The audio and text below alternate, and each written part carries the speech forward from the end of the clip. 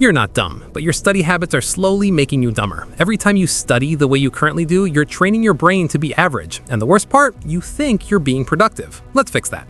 Habit number 1, studying without stakes. If your study session feels optional, your brain treats it as optional. You can sit for 2 hours, highlight, rewrite, organize. None of that forces intensity, and intensity is what encodes memory. Your brain doesn't care how long you sat, it cares how much it mattered. Right now, it doesn't feel like it matters. So here's what you do. Add stakes. Set a 45-minute timer. Clear outcome. Clear target. If you miss it, consequence. No scrolling tonight. No Netflix. Something real.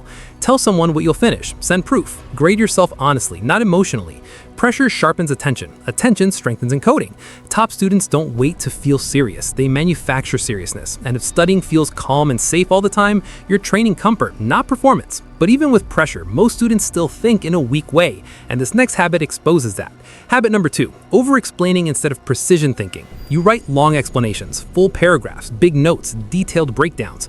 Feels intelligent, it's usually compensation.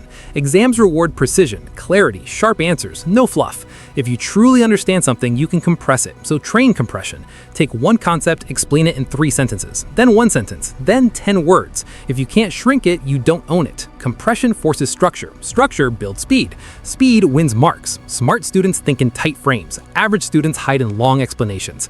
And here's where it gets uncomfortable, because the next habit exists for one reason. You hate feeling wrong.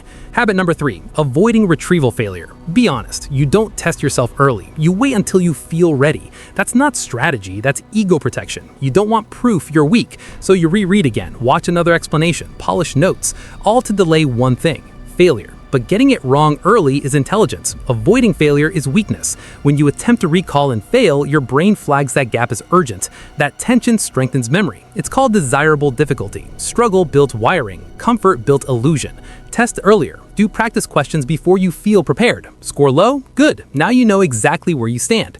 Your ego wants comfort. Your brain needs friction. And if you keep protecting your ego, you'll keep feeling slow when it matters. And the next habit, it's why you perform worse outside your bedroom. Habit number 4, always studying at the same time. You think routine equals discipline. 7 p.m., same desk, same playlist. Feels productive. But here's the problem.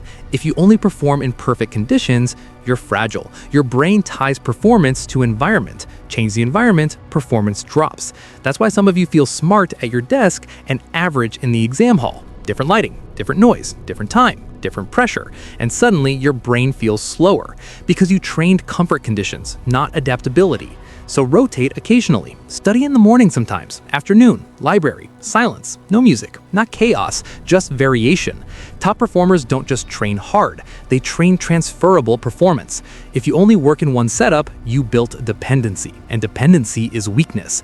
But this next one, this is where most students secretly lose momentum. Habit number 5, ending study sessions comfortably. You stop when it feels complete. Chapter done, notes clean, problem solved. Satisfied. That's the mistake. When everything feels finished, your brain shuts down the tension, and tension drives continuation. Instead, stop mid-problem, mid-topic, mid-page. Leave it slightly unfinished. Uncomfortable, because unfinished work creates mental pull. Your brain hates open loops. It keeps thinking about them even when you're not studying. That's momentum without effort. Most students want closure. High performers leave tension on the table. They don't wrap up nicely. They leave hungry. And now the last habit, the one that makes you feel productive while quietly keeping you average. Habit number 6, consuming more than you produce. Be honest, you read 25 pages, you write 5 lines. You watch lectures for an hour, you produce almost nothing. That's not training, that's intake. If all you do is consume, your brain becomes good at recognizing information. Recognition feels smart, but exams require recall. They require structure, application, production. So flip the ratio. After every study block, produce something before you stand up. A summary for memory, 5 exam-style questions, a voice explanation without notes, force output. Production organizes information. It exposes gaps immediately. It strengthens retrieval pathways. Consumption feels productive. Production builds competence. You don't need more content. You need more demand. And if you're constantly consuming, don't be surprised when you freeze during performance, because you never trained performance. Look at what's happening. No stakes, no precision, no early failure, no adaptability, too much comfort, too much consumption. And then you say, I don't know why I feel slow. You're not slow, you're undertrained.